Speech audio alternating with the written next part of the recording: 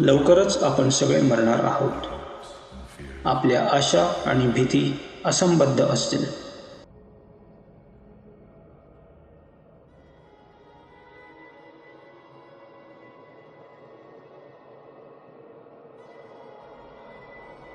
अस्तित्वाच्या तेजस्वी निरंतरतेवर, ज्याला कोणतेही मूळ नाही आणि जे कधीच मरण पावत नाही, मनुष्य प्राणी सर्व प्रतिमा मांडतो. जीवनाच्या आणि मृत्यूच्या, दहशतीच्या आणि आनंदाच्या, राक्षसांच्या आणि देवतांच्याही.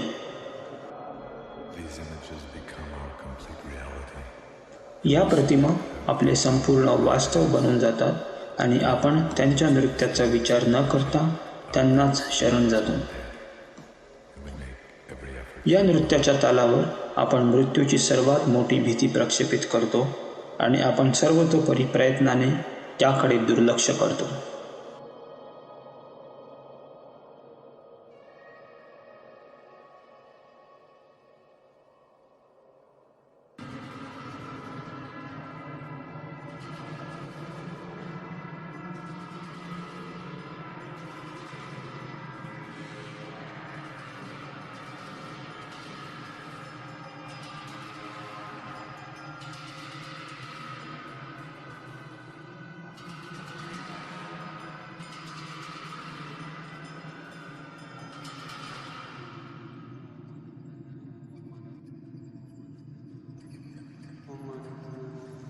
ज्या गोष्टीला आकार असेल ती गोष्ट मोडकळीस येईल. जे काही कल्पात आहेत ते विखरून जातील. आपण सगळे मधमाशांसारखे या जगात एकटेच आहोत, घोंगावत आहोत, काहीतरी शोधत आहोत, पण कुठेही विश्रांतीसाठी जागा नाही. म्हणून आपण ही प्रार्थना करतो. भ्रम हे लहरी समुद्रावरील चंद्राच्या प्रतिबिंबासारखे विविध आहेत. जीव इतक्या सहजपणे गोंधळलेल्या वेदनांच्या जाळ्यात अडकतात. मला आकाशासारखी अमर्याद करुणा निर्माण होवो, जेणेकरून सर्वजण त्यांच्या स्वतःच्या जागरूकतेच्या स्पष्ट प्रकाशात विश्रांती घेऊ शकतील.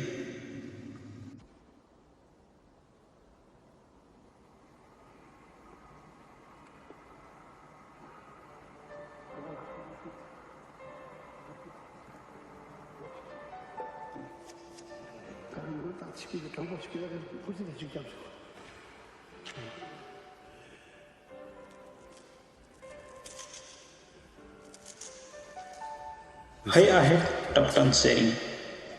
ते 13 वर्षाचे नवखे भिक्षू आहेत. गेल्या 5 वर्षापासून ते तिबेटच्या सीमेजवळील लडाखमधील एका छोट्या गावात एका मठात वास्तव्यास आहेत.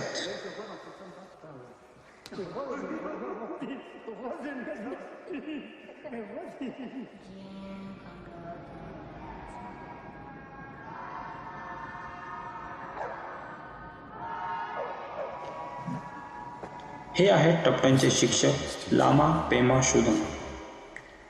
टप्टनसारखाच त्यांचा जन्म एका गरीब शेतकरी कुटुंबात झाला.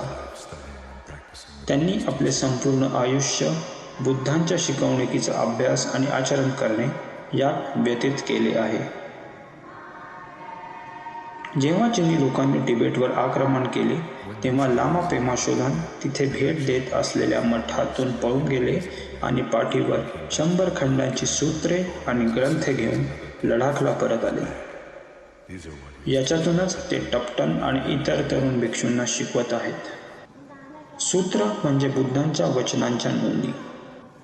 लामा पेमा शोधून दाखवतात की या शिकवणीने कसे 2000 वर्षाहून अधिक काळ प्रबोधनाच्या मार्गावर लोकांचं मार्गदर्शन केले. विद्यार्थ्यांना या शिकवणुकीचा खरा अर्थ कळेल याची ते काळजी घेतात आणि त्यांच्या दैनंदिन जीवनात ते योग्यरित्या कसे लागू करू शकतील हे देखील शिकवतात. बौद्ध धर्म नेहमी अशा प्रकारे शिकवला गेला आहे, शिक्षकांकडून थेट विद्यार्थ्यांकडे. आणि लामा पेमा शोधन त्यांना जसे शिकवले गेले त्याप्रमाणेच शिकवतात.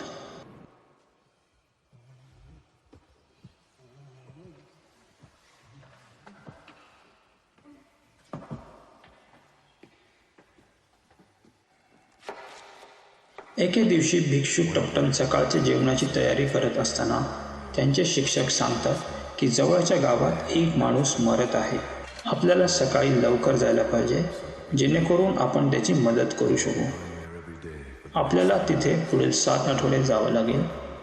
आपण त्याच्याजवळ बार्डो थोडो वाचणार आहोत. मग ते भिक्षू टप्टन यांना बार्डो थोडो शोधण्यासाठी मठातील ग्रंथालयात पाठवतात. बार्डो थोडो पाश्चिमात्य देशात Tibetan book of the dead या नावाने ओळखले जाते. हा मजकूर मरणाऱ्यांसाठी मार्गदर्शक आहे आणि हिमालयातील सर्व बौद्ध देशांमध्ये वापरला जातो. हे 8व्या शतकात पद्मसंभवाने लिहिले होते. त्यांनी ह्या प्रदेशात बौद्ध धर्म आणला आणि तेव्हापासून इथल्या लोकांच्या जीवनाचा एक अविभाज्य भाग बनला आहे. बार्डो थोडो मृत व्यक्तीजवळ 49 दिवस मोठ्याने वाचल्या जाईल, जी इथली नेहमीची प्रथा आहे. 49 दिवस हा मृत्यू आणि पुनर्जन्म दरम्यानचा कालावधी आहे. भिक्षू टप्टनची ही पहिलीच वेळ आहे. त्याला शिक्षकाला मदत करण्यास सांगितले आहे. जेव्हा आपण मरतो तेव्हा काय होते? मृत्यूच्या वेळी आपल्याला जे काही खरे वाटत होते आपण ते सगळे गमावून बसतो. जोपर्यंत आपण आपल्या आयुष्यात ज्या गोष्टी जोपासल्या आहेत त्या सर्व सोडून देऊ शकत नाही तोपर्यंत आपलं जुनं आयुष्य टिकवून ठेवण्यासाठी आपण संघर्ष करत राहतो, घाबरतो. आपली सगळी भीती आणि तळमळ आपल्याला आणखी एका वेदनादायक वास्तवात ओढून नेते.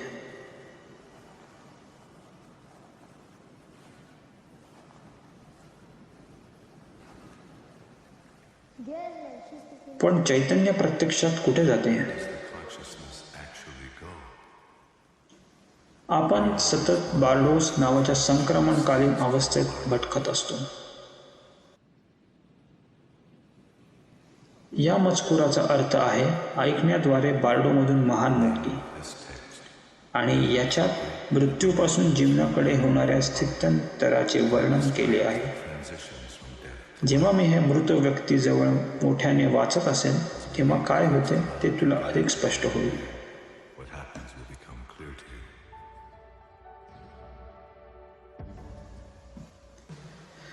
सोनम कुटुंब जवळच्या गावाच्या वेशीवर राहतात. हे कुटुंब खूप धार्मिक आहे. सोनम अनेकदा मठात येत असतात, पण त्यांचा दुसरा मुलगा सेरिंग सोनम मरण पावत आहे. व्यवसायानिमित्त प्रवास करत असताना त्याचा मृत्यू झाला. तो केवळ 42 वर्षाचा होता.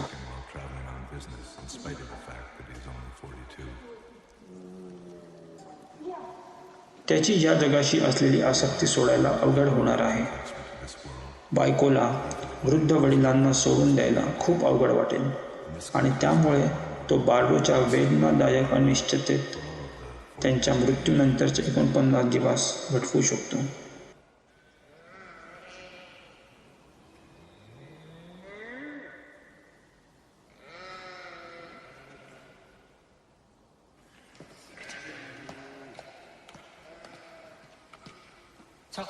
आमच्याकडे आल्याबद्दल धन्यवाद.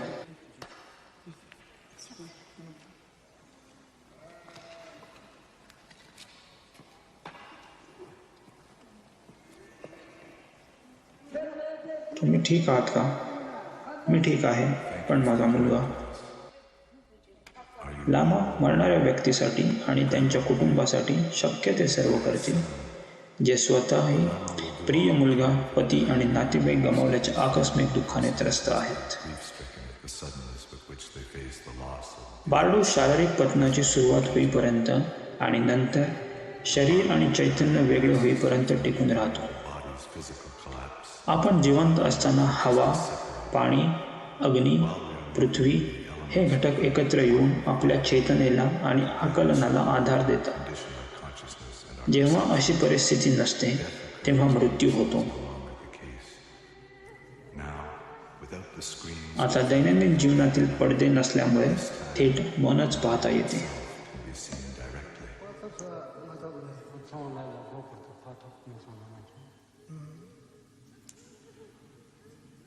Zaten bir napar ya ama zaten आता आपण बारडो थोडं वाचायला सुरुवात करणार आहोत.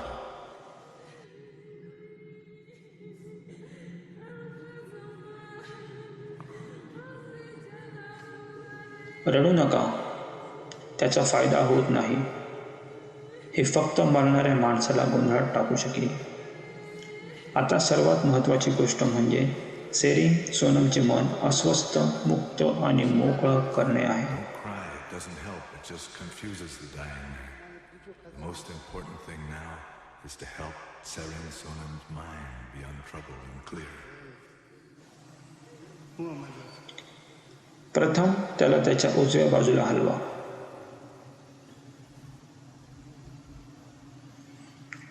मग या पुतळ्याप्रमाणे तो झोपलेला असेल, जसे बुद्धाने स्वतःच्या मृत्यूच्या वेळी केले होते. या अवस्थेत त्याच्या जीवनशक्तीला शांत होण्यासाठी मदत होईल.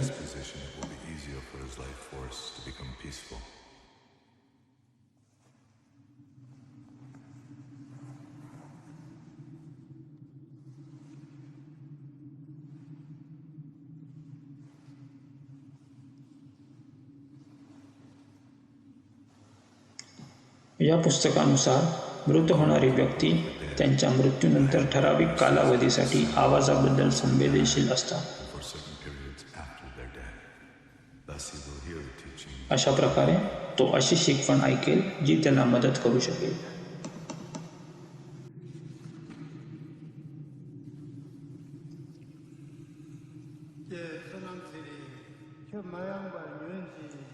सेरिंग सोनम, आम्ही तुमच्या मदतीसाठी आलो आहोत. सेरिंग सोनम, माझं म्हणणं नीट ऐका. ऐका सेरिंग सोनम, आता वेळ आली आहे. आपण बारकाईने लक्ष द्यावे. घाबरू नका. तुम्ही मरत आहात आणि त्यातील 4 महान घटक आपले शरीर एका पाठोपाठ एक दुसऱ्यात कोसळत आहे. जणू तुम्हाला डोंगरांनी चिरडले जात आहे, लाटांनी फेकले जात आहेत, जळत आहात आणि जोरदार वाऱ्याने वाहून जात आहात असे वाटत आहे. हा मरणाचा बारडो आहे. आता स्वतःचा स्वभाव ओळखणे गरजेचे आहे. याला विरोध करू नका, घाबरू नका. हे श्रेष्ठ घराण्याचे पुत्र, मृत्यूची वेळ आली आहे. आता तुमची करुणा अमर्याद असू द्या. तुमचं मन शांत असू द्या. या विशाल मनाच्या रिकाम्या तेजस्वी प्रकाशात विश्रांती घ्या.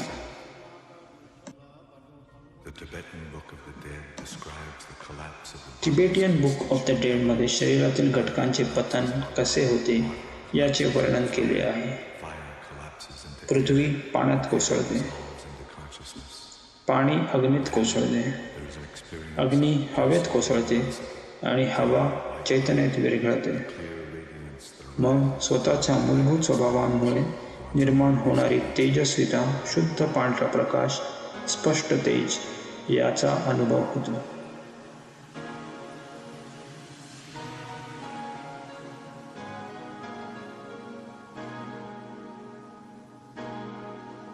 आता अंधार नाही, वियोग नाही, दिशा नाही आणि आकार नाही, फक्त तेजस्वी प्रकाश आहे.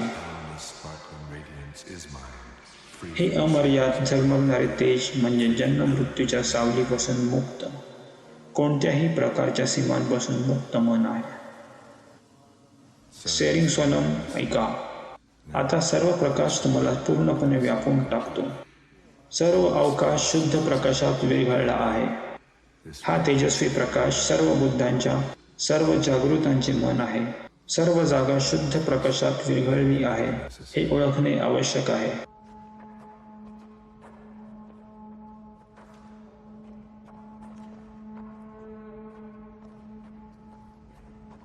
गुरुजी, जर तो स्वतःचा स्वभाव ओळखू नाही शकला तर त्याचे काय होईल? असे निश्चित संकेत होते की तो ओळखू नाही शकला. त्यामुळे तो जणू स्वप्नहीन झोपेत पडला आहे. त्याला अजूनही ऐकू येते का? नाही, पण 3 दिवसातच त्याचे भान जागे होईल आणि त्याला पूर्वीपेक्षा अधिक स्पष्टपणे ऐकू येईल. His senses, all his emotions, त्याची सर्व इंद्रिये, intense, त्याच्या सर्व भावना ज्वलंत आणि प्रखर असेल. आणि जरी त्याला असे वाटले की त्याने काहीतरी नवीन वास्तवात प्रवेश केला आहे, तरीही ते फक्त त्याच्या स्वतःच्या मनाचे वास्तव असेल.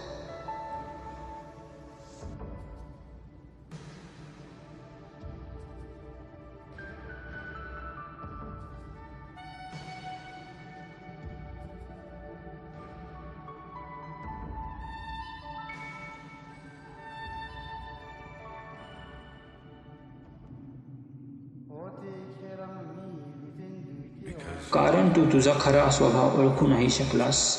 आता तू इकडे भटकला आहेस आणि तुझं स्वतःचं मन आता अनोळखी मार्गाने तुझ्यासमोर उभे राहणार आहे.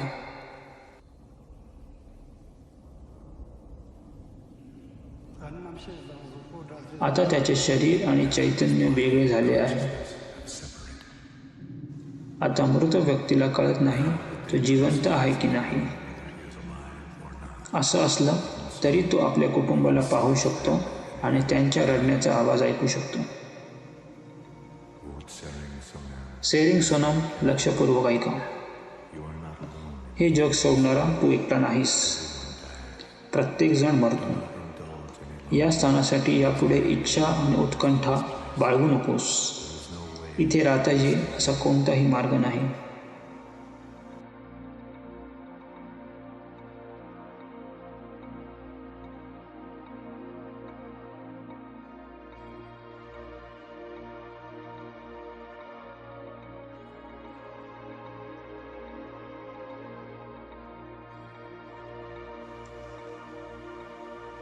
मृत व्यक्तीला स्वतःच्या मनातील तेज ओळखता येत नसल्यामुळे त्याचे अनुभव आता त्याच्या मागील आयुष्यातील यादृच्छिक प्रतिमांमधून आकार घेतात. random imagery from his former life.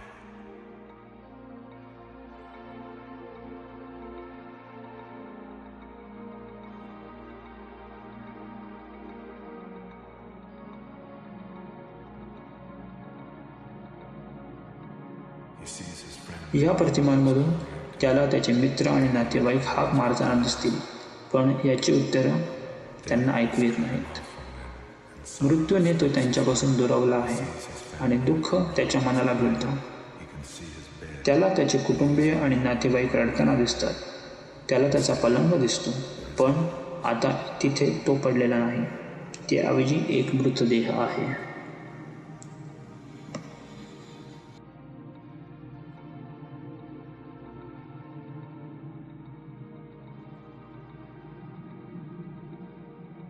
Sering Sonam, listen to me. Tsering Sonam, लक्षपूर्वक ऐका. लवकरच तुम्हाला तुमच्या स्वतःच्या भावनिक अवस्थेची तीव्र उपस्थिती शांततामय आणि उग्र प्रकाशाच्या स्वरूपात अनुभवायला मिळेल. घाबरू नका, ते तुम्हाला दुखवू शकत नाहीत. तुम्ही मेलेले आहात. भूतकाळाला चिकटून राहू नका. पुढे जा.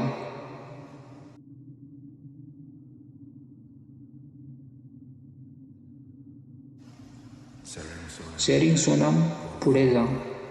तुम्ही मेलेले आहात. भूतकाळाला चिकटून राहू नका.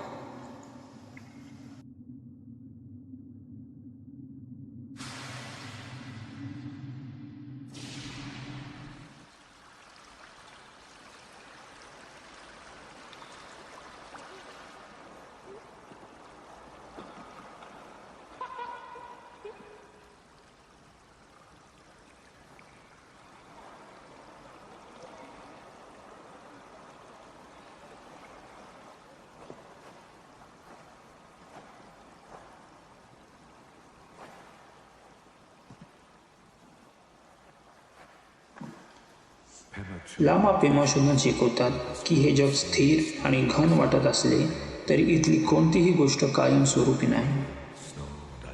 पाणी, बर्फ आणि बर्फासारखं जीवनही सतत बदलत असतं, रूप बदलत असतं. कृपया आम्हाला बार्डोबद्दल अधिक सांगा. Please tell us more about the Bardo. के त्यो पर्दो जराइन ज्ञान सर्व अस्तित्व हे एक ना एक प्रकारचे बाळगाव असते. याचा अर्थ आपण अशा वातावरणात आहोत जे अनिश्चित आहे, जिथे विश्रांतीसाठी जागा नाही, जे सतत फिरत राहते, बदलत राहते. म्हणजे आपण आत्ता बाळगावमध्ये आहोत? होय, आपण आत्ता अस्तित्वाच्या बाळगावमधून जात आहोत, जिथे आपल्याला काहीतरी चिरस्थायी आणि सुरक्षित बनवायचे आहे. पण हे आजवर कोणीही साध्य केलेले नाही. आपलं आयुष्य नेहमीच मृत्यूच्या हातात असतं. मग मृत्यू हा पण एक वेगळाच बाळगोचा प्रकार आहे का? हो, जेव्हा आपण मरतो तेव्हा ते पूर्णपणे आपल्या नियंत्रणाबाहेर असते. आपला अनुभव पूर्णपणे नग्न आहे. या बाळगोमधून जाणारा सर्वोत्तम मार्ग कोणता आहे? आत्ताच जागृत होणे गरजेचे आहे. स्वतःच्या मनाकडे बघा. स्वतःच्या मनाकडे पहा. जेव्हा ते शांत आणि स्थिर असते आणि जेव्हा ते जंगली बनते, तेव्हा त्याकडे पहा. बुद्धांनी हेच केले आणि हेच शिकवले.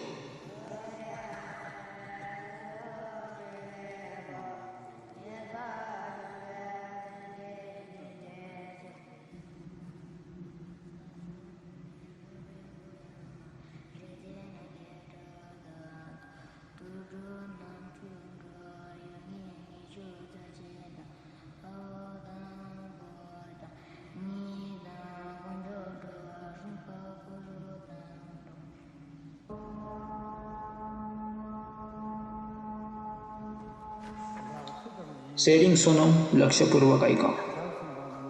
आपण कोण आहात किंवा कुठे आहात हे आपल्याला माहीत नाही. आता तुम्ही तुमच्या मनाला हुबेहूब आणि पूर्णपणे वास्तविक वाटणारे प्रक्षेपणाच्या रूपात भेटाल. आता तुम्हाला तुमच्या आजूबाजूला भेदक निळा प्रकाश चमकताना दिसेल.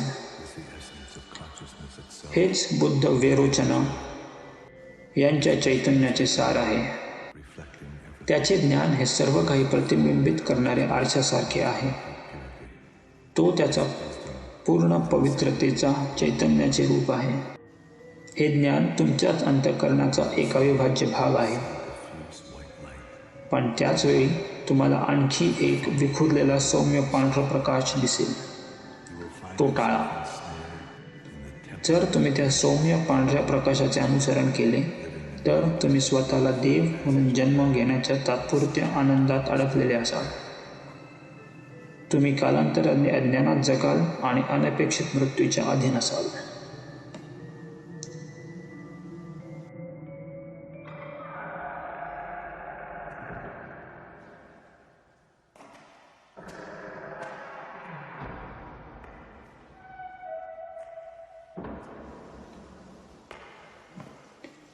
भिक्षू टपटम अशी आहेत देवतांची रूपे, ज्याचा सामना आता सेरिंग सोनमला करावा लागेल. ते त्यांच्या अंतःकरणातील आणि मनातील ज्ञान आहेत. त्यांच्या अंतःकरणातून 42 शांतप्रिय देवता प्रक्षेपित होतील आणि मग त्यांच्या मेंदूतून 58 क्रोधी देवता बाहेर येतील. आधी ते एक एक करून दिसतील आणि मग सगळे एकत्रितपणे दिसतील.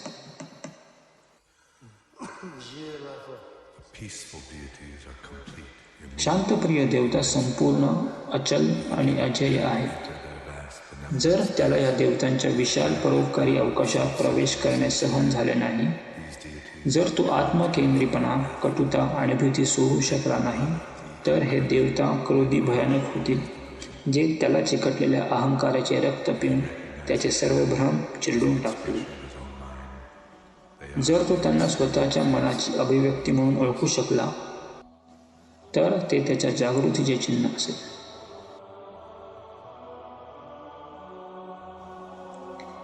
मरणाऱ्या माणसाच्या स्वतःच्या मेंदूतून निर्माण होणारी क्रोधी भयानक रूपे त्याच्यासमोर प्रत्यक्ष आणि स्पष्टपणे दिसतात, जणू ते स्वतःच वास्तविक आहेत.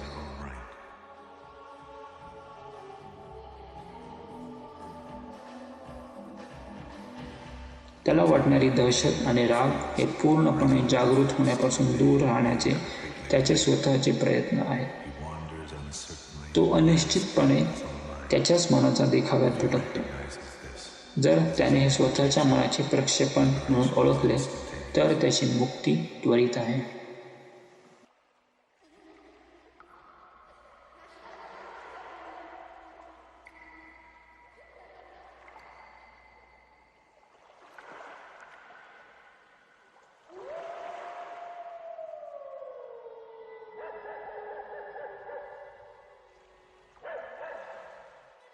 Alone in the night, Lama Pema शोधन रात्री एक गाणं गातात. sing to himself. The light of wisdom प्रकाश आणि बुद्धीचा उत्स्फूर्त खेळ dances in bright. जो रिकाम्या तलावावर तेजस्वी लहरीतून नाचतो.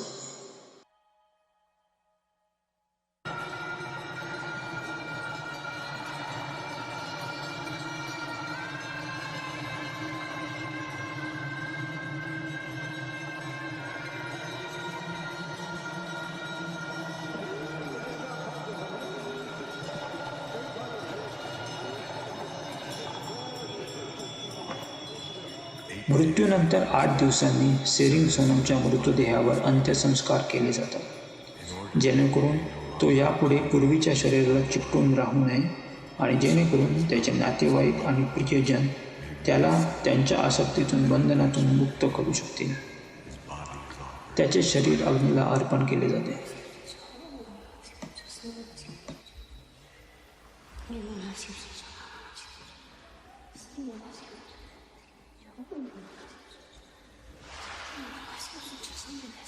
I take refuge मी बुद्धाचा आश्रय घेते, मी धम्माचा आश्रय घेते, मी संघाचा आश्रय घेते. सेरिन सोनमची बायको ही प्रार्थना नुसती स्वतःसाठी आणि नवऱ्यासाठी घेत नाही, तर सर्व प्राण्यांना दुःखातून मुक्त व्हावे यासाठी करते. but for all beings to be released from suffering.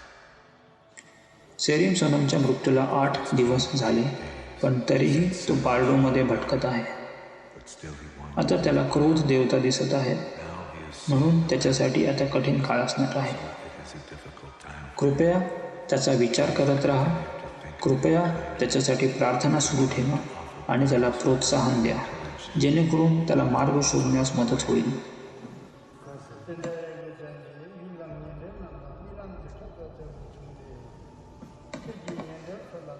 Serine Sonam, आता लक्ष द्या, घाबरू नका किंवा गोंधळून जाऊ नका. Do not be afraid. तुमच्यासमोर आता मोठे क्रोधी देवता उभे राहू लागले आहेत. ते तुमच्या जन्मजात ज्ञानाचे अस्तित्व आहे. स्वतःला जागृतीच्या विविध रूपे आहेत. स्वतःच्या मनाचे प्रतिबिंब म्हणून त्यांना ओळखा. As a reflection of your own mind, मान्यता आणि मुक्ती एकाच वेळी होतील. are simultaneous. All of us feel sparks of anger, flickers of passion, twinges of jealousy, small moments. आपल्या सर्वांना रागाच्या ठिणग्या, उत्कटतेचे चटके, मत्सराचे चटके जाणवतात. छोटे छोटे क्षण असतात, पण या बियांपासून आपण एक मत्सरी व्यक्ती, एक रागीट स्त्री, एक उत्कट पुरुष बनतो. आपण म्हणतो, मी हाच आहे, आणि आपण त्यानुसार वागतो. पण हे फक्त आपले मुखवटे आहेत. आपण ते परिधान केले हे आपण विसरून जातो, आणि इतरांनी जे परिधान केले आहे त्यापासून आपण धावतो. So really these wrathful deities मग खरंच हे क्रोधी देवता आपलाच एक भाग आहेत का? होय. म्हणून म्हणतो की जे आहे त्याच्यापासून पळून जाणे अशक्य आहे. ही तुमच्या स्वतःच्या मनाच्या स्पष्टतेची तीक्ष्णता आहे. ते सर्व तुमच्या डोक्यात आहे, परंतु तरीही त्यांची भीती न वाटणे कठीण आहे. maybe they can तुम्ही नेहमी का पळता आहात हे कदाचित त्यांनाही समजत नसेल.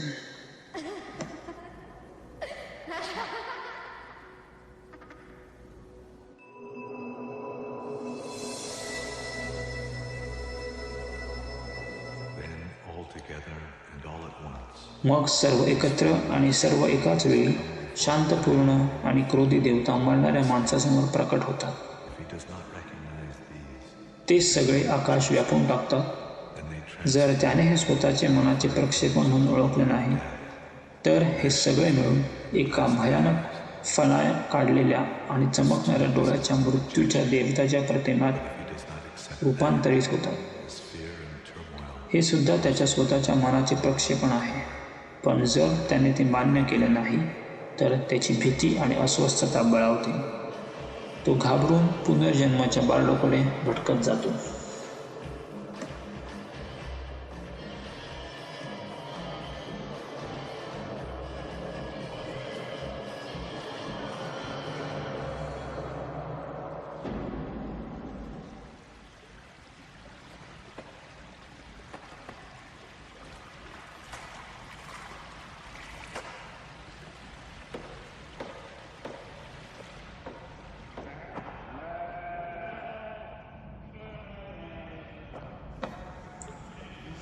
सेरिंग सोनम जिवंत असताना रोजच्या कामात व्यस्त असल्यामुळे तो आयुष्याकडे बारकाईने पाहू नाही शकला.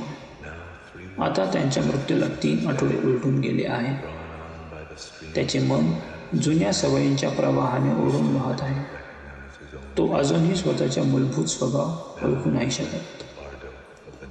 आता त्याने मनाच्या स्वभावाचे बारडू सोडला आहे. तो पुन्हा हरवला आहे, भटकत आहे. म्हणून आता तो एका घन आणि परिचित ठिकाणी जन्म घेऊन आपल्या दुःखाचा अंत करू इच्छितो.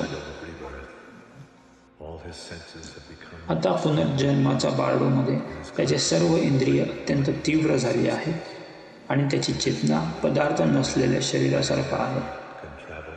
या शरीरात मृत माणूस नुसत्या विचाराने कुठेही प्रवास करू शकतो. जणू त्याच्याकडे चमत्कारिक शक्ती आहे. तो पर्वतांमधून जाऊ शकतो किंवा विश्वाभोवती फिरू शकतो. तो कुठेही प्रवेश करू शकतो, परंतु तो कुठेही विश्रांती घेऊ शकत नाही.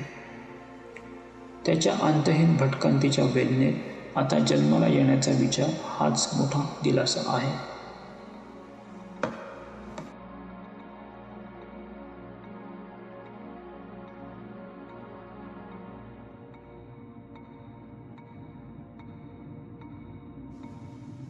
सेरिंग सोनम लक्षपूर्वक ऐका. जरी तुम्ही अद्याप तुमचे कुटुंब पाहू शकता, तुम्ही त्यांच्यासोबत आहात हे त्यांना कळत नाही. जरी तुमच्या इच्छेनुसार कुठेही तुम्ही जाऊ शकता, तुम्ही कुठे थांबू किंवा सावकाश होऊ शकत नाही.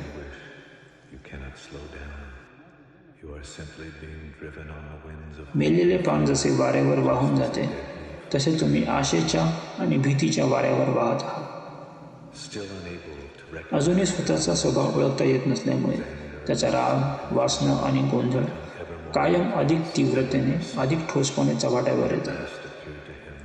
ते शेवटी त्याला एक संपूर्ण क्षेत्र म्हणून दिसतात, जिथे तो थांबू शकतो आणि राहू शकतो. हे सेरिंग सोनम, आता तुमचे सर्व हताश विचार सावलीसारखे पशु आणि राक्षसांच्या सैन्याप्रमाणे तुमचा पाठलाग करत आहेत. दिसणाऱ्या कोणत्याही गोष्टीकडे तुम्ही मागे आणि पुढे फेकले जात आहात. तुमच्या पूर्वीच्या शरीराची प्रतिमा धूसर होत चालली आहे आणि तुमच्या भावी शरीराची प्रतिमा स्पष्ट होत आहे.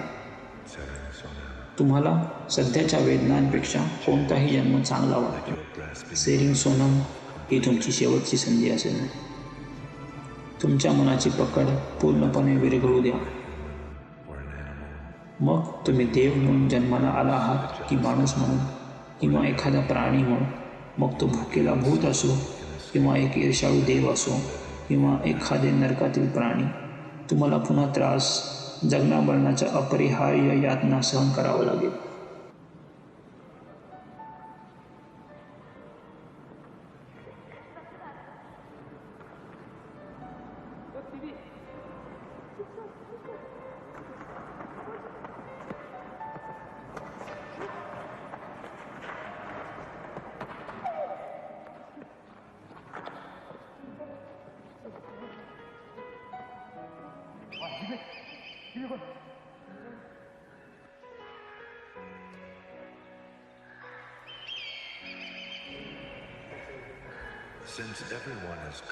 जर प्रत्येकजण या दुःखाच्या आणि भ्रमाच्या बारडोमध्ये अडकलेला आहे, तर आता आपण काय करू शकतो? लोक स्वतःच्या रागातून नरक बनवतात, उत्कटतेतून संसार घडवतात. ईर्ष्या किंवा आत्मसंतुष्टीमुळे आपण आपल्या भावनिक अवस्थांना प्रक्षेपित करतो आणि नंतर विश्वास ठेवतो की हे वास्तविक जग आहे. पण काहीही झालं तरी प्रत्येकाला करुणेची तळमळ असते. प्रत्येकाला जागरूक होण्याची इच्छा असते. म्हणून सर्व प्राणी मात्रांबद्दल आणि स्वतःबद्दलही खरी करुणा निर्माण करणे ही सर्वात चांगली गोष्ट आहे. आणि आपली करुणा आपले कुटुंब, आपले मित्र आणि आपल्या आवडणाऱ्या व्यक्तींच्याही पलीकडे पसरली पाहिजे. ते सर्व लोकांपर्यंत आणि सर्व सजीवांपर्यंत पोहोचली पाहिजे. असं असलं तरी असं वाटतं की जर आपण इतरांची खरोखर काळजी घेतली नाही, तर आपण आपल्या स्वतःच्या मनाची जाणीव कधीच करू शकत नाही.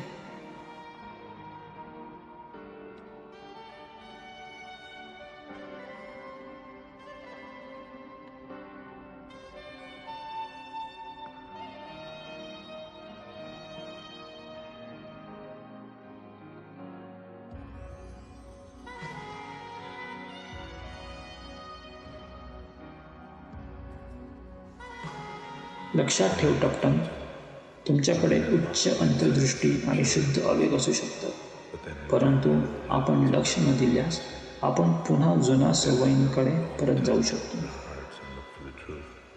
म्हणूनच आपल्याला आपले अंतःकरण उघडण्यासाठी आणि सत्याचा शोध घेण्यासाठी सर्व वेळ काम करावे लागेल. अन्यथा आपला सत्य समजून घेण्याचा हेतू साध्य होणार नाही. आणि टप्टन, आयुष्य निघून जात असताना स्वतःची विनोदबुद्धी टिकवून ठेवणे ही अत्यंत चांगली कल्पना आहे.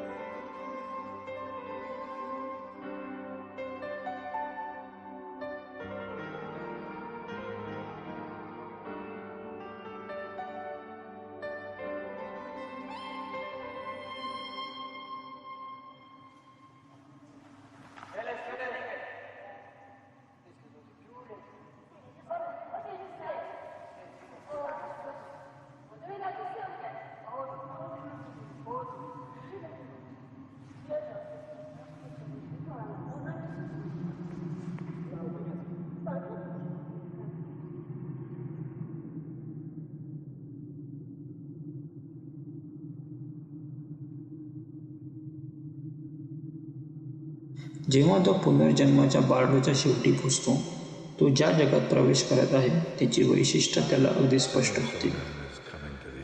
आता त्याने लक्ष दिले तर तो अनुकूल पुनर्जन्माचा मार्ग शोधू शकतो.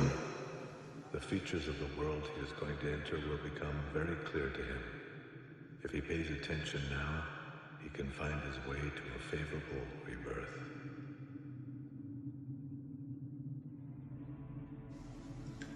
सेरिंग सोनम, लक्षपूर्वक ऐका. तुम्ही आता पुनर्जन्माच्या वाटेवर आहात. आपला जन्म कुठे होणार आहे हे काळजीपूर्वक निवडा. आपल्यासाठी असलेल्या या शक्यतांपैकी चांगल्या ठिकाणी चांगला मनुष्य जन्म निवडा, जेणेकरून स्वतःचे मन ओळखण्याची क्षमता तुमच्यात असेल आणि तुम्ही या वाटेवर पुन्हा चालू शकाल.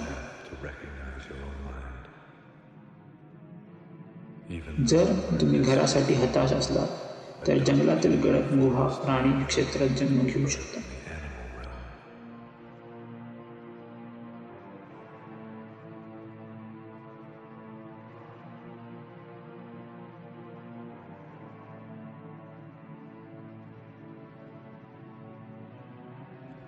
जर तुम्ही तळमळीने ग्रासले असाल तर भुकेल्या भूतांचे क्षेत्र, जे कधीही न संपणाऱ्या वाळवंटासारखे आहे, जिथे भूक आणि तहान यांचे राज्य आहे, राग, कटुता आणि क्रोध नरकाच्या या सर्व प्रतिमा उमटतात. देवता इंद्रियांच्या सर्व सुखांना आज्ञा देऊ शकतात, परंतु त्यांचा मृत्यू उन्हाळ्याच्या वाऱ्यावर जन्मलेल्या अप्रिय वासाप्रमाणे अचानक होतो.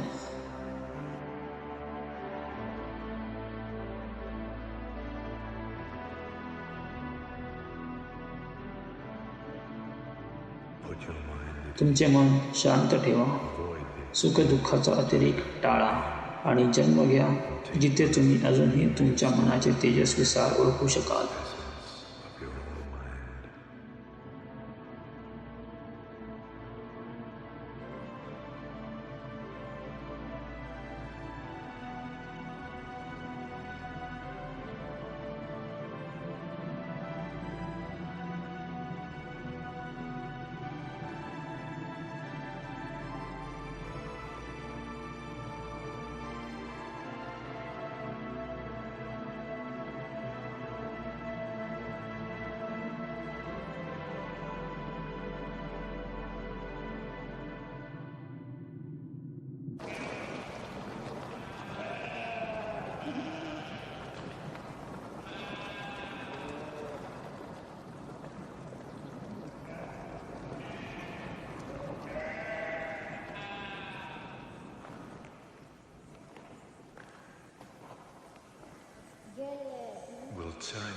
सेरिंग सोनम पुन्हा जन्माला आला तर त्याला त्याचा हा प्रवास आठवेल का?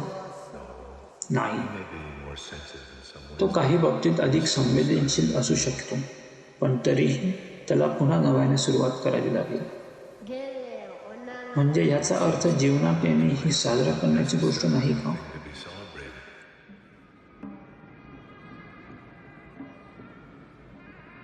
Just as death is not always something to be mourned, ज्याप्रमाणे मृत्यू ही नेहमीच शोक करण्याची गोष्ट नसते, जन्माला येणं हा सुद्धा आनंद असतोच असं नाही. through life and death.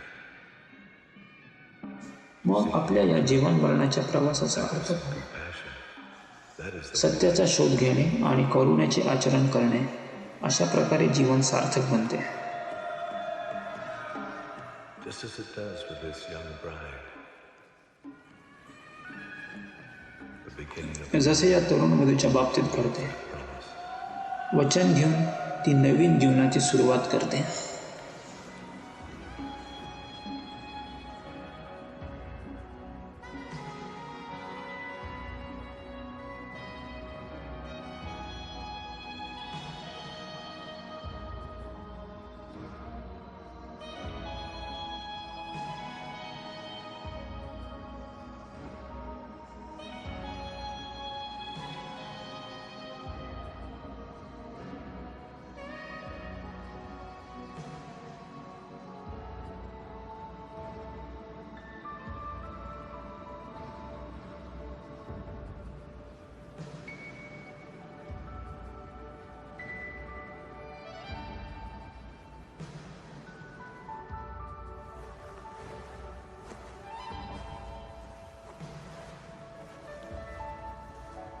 When you are born, you cry, but the whole जन्माला आल्यावर तुम्ही रडता, पण सर्वांना प्रचंड आनंद होतो. world cries. जेव्हा तुम्ही मरता तेव्हा सर्वजण रडतात, पण तुम्हाला महान मुक्ती मिळते.